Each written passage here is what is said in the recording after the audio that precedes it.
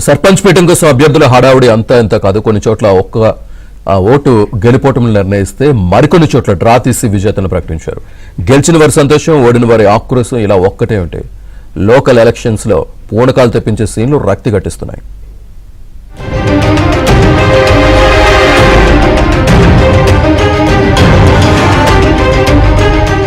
తెలంగాణ పంచాయతీ ఎన్నికలు ఎప్పుడూ లేనంతగా రసవత్తరంగా మారాయి. కొంతమంది అభ్యర్థులు ఇచ్చిన హామీలు కేవలం మాటలకే పరిమితం కాకుండా ఏకంగా బాండ్ పేపర్ల రూపంలో పబ్లిక్ డీల్ చేసుకున్నారు. మహబూబ్ నగర్ జిల్లా లక్ష్మీపల్లిలో బీజేపీ అభ్యర్థి ఒక అడుగు ముందుకేసి తాను గెలిస్తే చేసే అభివృద్ధి పనులను బాండ్ పేపర్ పై రాసి సంతకం చేసి ఆ కాపీలను ఇంటింటికి పంచారు. అంతేకాదు, 3 ఏళ్లలో 70% హామీలు నెరవేర్చకపోతే రాజీనామా చేస్తానని ఓపెన్ ఛాలెంజ్ విసిరారు.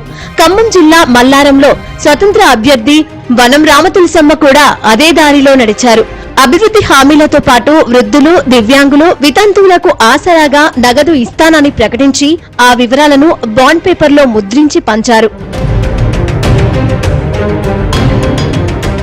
గెలుపు అనేది అభ్యర్థుల ప్రయత్నంతో పాటు లక్కు మీద కూడా ఆధారపడి ఉంటుందని ఈ ఎన్నికలు నిరూపించాయి. ముఖ్యంగా ఉమ్మడి ఆదిలాబాద్ జిల్లాలో ఇలాంటి సీన్స్ కనిపించాయి. పరందూలిలో రాథోడ్ పుష్పలత అనే అభ్యర్థి ఒకే ఒక్క ఓటు తేడాతో విజయం సాధించారు. అదే జిల్లాలోని దాబాబిలో 2 అభ్యర్థులకు సమాన ఓట్లు రావడంతో గెలుపును లక్కీ డ్రా ద్వారా నిర్ణయించారు. ఈ డ్రాలో ఈశ్వర్ విజేతగా నిలిచారు. ధనోరాలో అనామికపై జమునా నాయక్ ఒక్క ఓటు తేడాతో గెలిచినట్లు ముందు ప్రకటించిన రీకౌంటింగ్ లో జమునా నాయక్ కు మరో 4 ఓట్లు కలిసి రావడం బిగ్ ట్విస్ట్. ఇంకోవైపు సూర్యాపేట జిల్లా కోటినాయక్ తండాలో 2 అభ్యర్థులకు సమాన ఓట్లు పడటంతో అక్కడ కూడా లక్కీ డ్రానే ఫైనల్ చేసింది. డ్రాలో బీఆర్ఎస్ మద్దతుదారుడు గెలవడంతో గులాబీ శ్రేణులు సంబరాలు చేసుకున్నారు.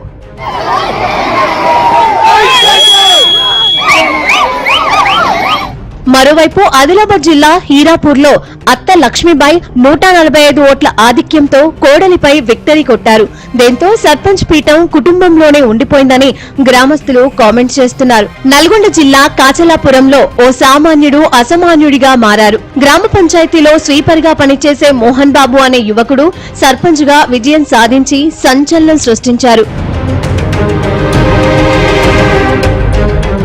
గెలుపోటములు సహజమైనప్పటికీ కొన్ని చోట్ల ఓటమి పాలైన అభ్యర్థులు వ్యవహరించిన తీరు తీవ్ర వివాదాస్పదంగా మారింది. మహబూబాబాద్ జిల్లా సోమ్లా తండాలో ఎమ్మెల్యే మురళీ నాయక్ కు వదిన భూక్య కౌసల్య ఓటమి పాలయ్యారు. ఎన్నికకు ముందు పంచిపెట్టిన 1500 రూపాయలను తిరిగి ఇవ్వాలని లేదా తమకే ఓటు వేశారని కులదైవం ముందు ప్రమాణం చేయాలని డిమాండ్ చేశారు. నల్లగొండ జిల్లా కడపర్తిలో సర్పంచ్ అభ్యర్థి కుంట్ల అంజిరెడ్డి కూడా ఓటమి తర్వాత ఓట్ల కోసం ఇచ్చిన 2500 రూపాయలు స్టూల్స్ ను తిరిగివ్వాలని ఓటర్లను అడిగారు. దీంతో ప్రజలు తీసుకున్న స్టూల్స్ ను తిరిగిచ్చేశారు.